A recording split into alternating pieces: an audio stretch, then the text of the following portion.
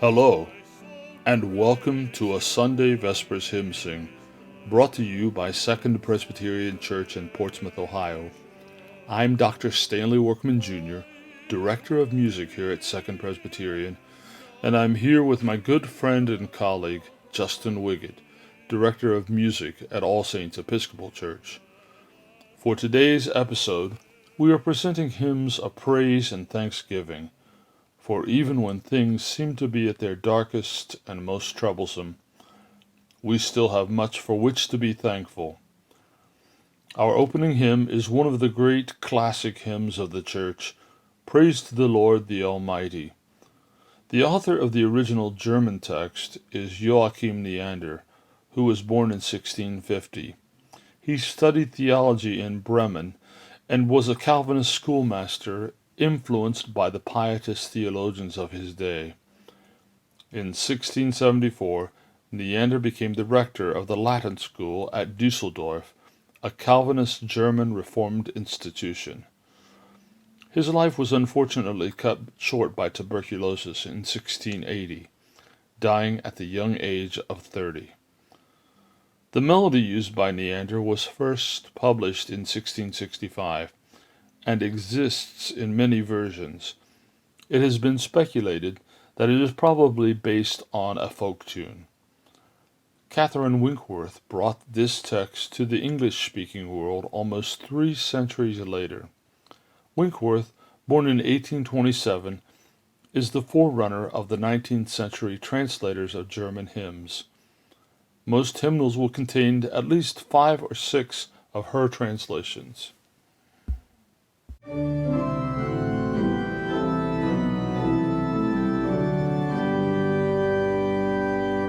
Praise to the Lord the Almighty, the King of creation. O my soul, praise him, for he is thy health and salvation. All ye who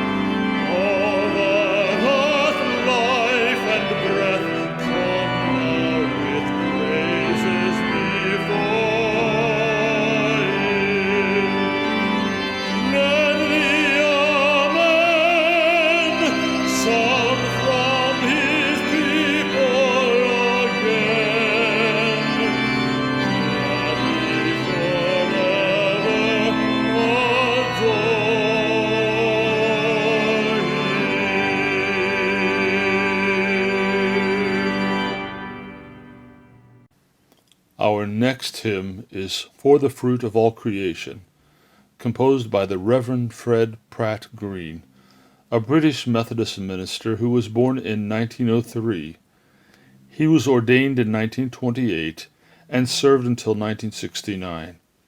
While he wrote plays and hymns throughout his time in active ministry, he began writing prolifically after his retirement. His hymns are noted for his concern with social justice, and include many that were written to supply obvious liturgical needs of the modern church, speaking to topics or events for which there were very few traditional hymns available. Green's texts are much admired and can be found in nearly every hymnal today. The hymn tune here is the famous and much beloved Welsh song Ar Hyd Nos, or All Through the Night, which dates back at least to the late 18th century.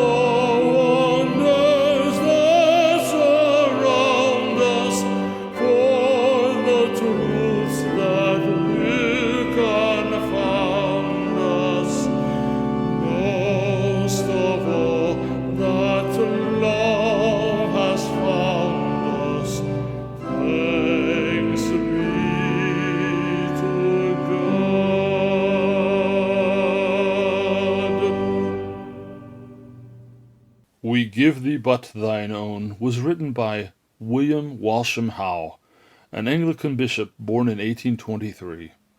He was known as the poor man's bishop because of his concern for the poor, and was known for his work among the destitute in the London slums and among the factory workers in West Yorkshire. Some gave him the title the Omnibus Bishop because he used public translation rather than a private carriage for travels around town. Still others called him the Children's Bishop for his work with children, especially in his hymn writing. Bishop Howe wrote a number of hymns that reflect his concern for expressing the gospel in terms that the average person could understand. This hymn is a good example.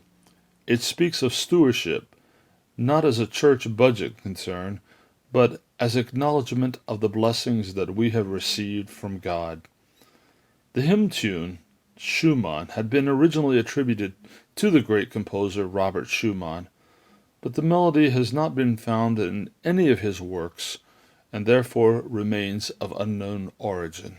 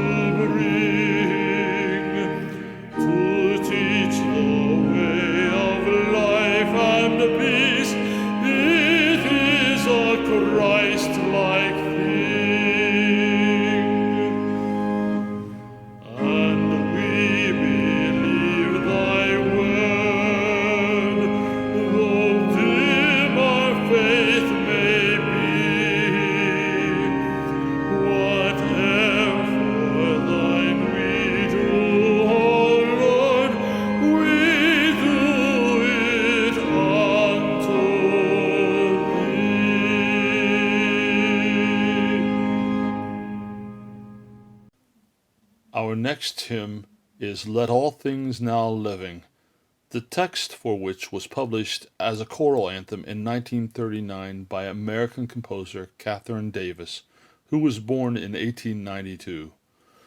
She had written one of the stanzas earlier in the 1920s during an intense period of teaching. She shifted from teaching to composing in the 1930s, resulting in more than 800 vocal compositions as well as instrumental pieces, including operas and cantatas. She is probably most famous for her very popular Christmas song, The Little Drummer Boy.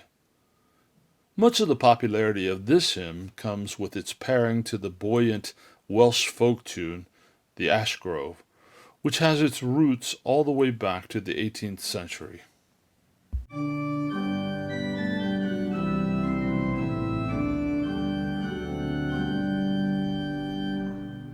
Let all things now living a song of thanksgiving to God the Creator triumphantly raise, who fashioned and made us, protected and stayed us, guides us and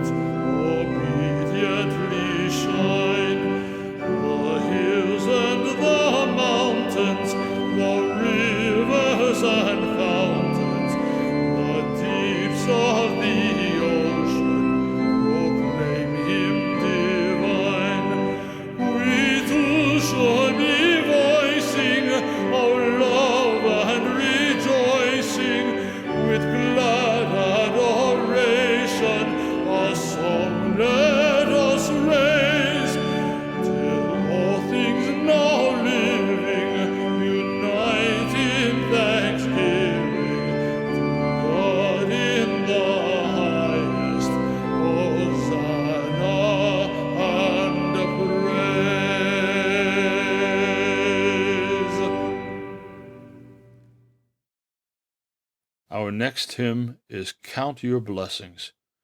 Count Your Blessings was written by the Reverend Johnson Oatman, Jr., who was one of the important and prolific gospel songwriters of the late 19th and early 20th centuries.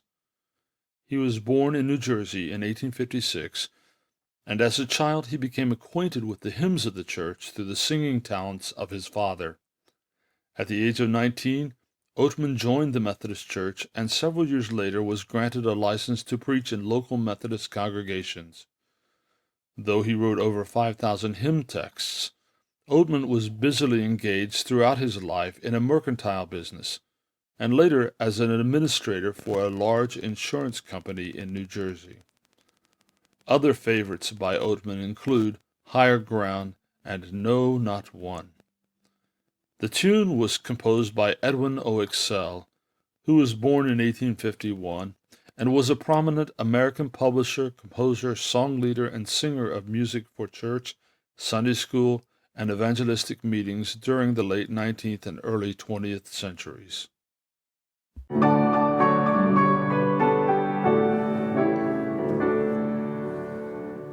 When upon life's billows you are tempest-tossed, when you are discouraged, thinking all is lost, count your many blessings, name them one by one, and it will surprise you what the Lord hath done. Count your blessings, name them one by one. Count your blessings, see what God hath done. Count your blessings, name them one by one. Count your many blessings, see what God hath done.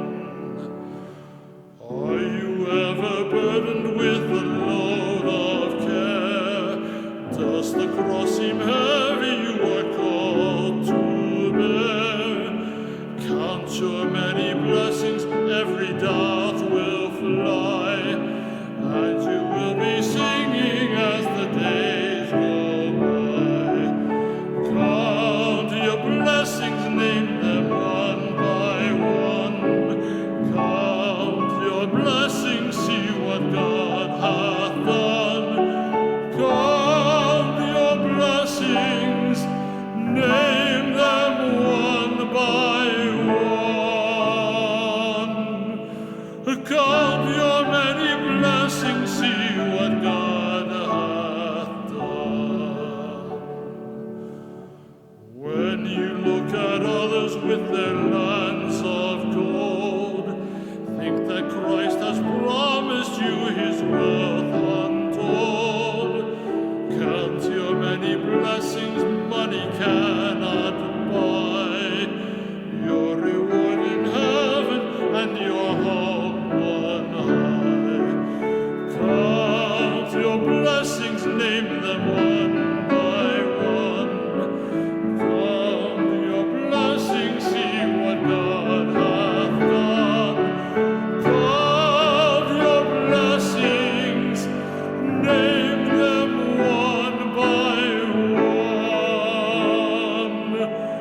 Count your many blessings, see what God hath done. So amid the conflict, whether great or small, do not be discouraged, God is over all. Count your many blessings, angels will attend, help and comfort give you to your journey's end. Count your blessings, name them one by one. Count your blessings, see what God hath done. Count your blessings, name them one by one. Count your many blessings, see what God hath done. Our next hymn is Great is Thy Faithfulness. The author of this hymn was a native of the small Kentucky town of Franklin, Thomas Obadiah Chisholm, who was born in 1866 in a log cabin. He lacked formal education, but overcame this. He was ordained a Methodist minister in 1903. He served only a brief pastorate before retiring due to ill health. By the time of his retirement, he had written more than 1,200 poems, 800 of which were published. Great is thy faithfulness was inspired by a phrase in Lamentations, which provides the basis for the refrain. It is of the Lord's mercies that we are not consumed, because his compassions fail not. They are new every morning. Great is thy faithfulness. Chisholm had sent a number of his poems to the Reverend William H. Runyon, born in 1870, who was a musician with the Moody Bible Institute in Chicago and an editor for the Hope Publishing Company. He wrote upon encountering that this particular poem held such an appeal to him that he prayed most earnestly that his tune might carry over its message in a worthy way.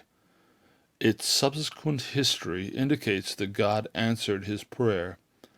It was composed in 1923 and was first heard in the radio broadcasts from the Institute by the singer George Beverly Shea, who was unknown at the time.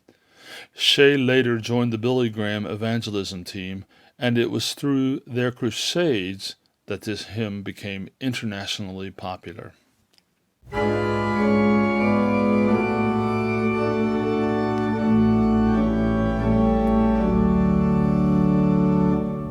Great is thy faithfulness, O God my Father.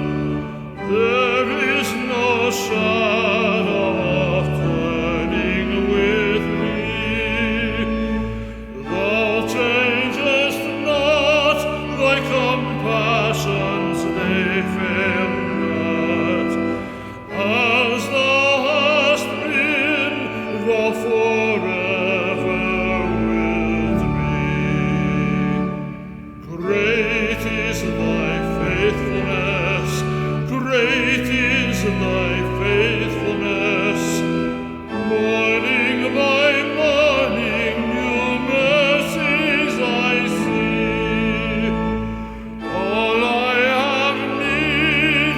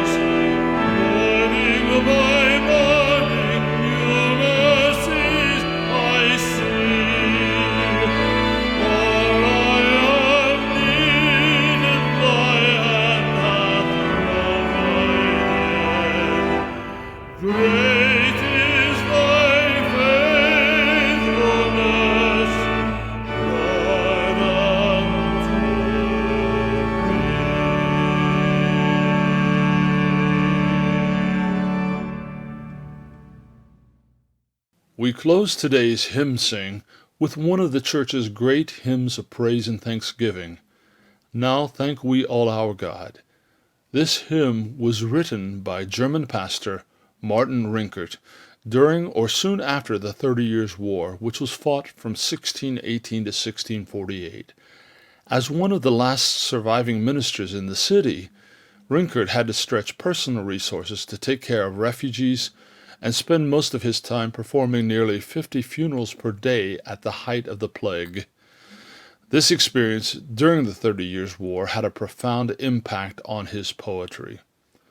The translation of this hymn is another one of the enduring achievements of Catherine Winkworth, noted translator of German hymns, of whom we spoke earlier in this broadcast. The hymn tune, Nun danket alle Gott, was composed by Johann Krüger, who was born in 1598.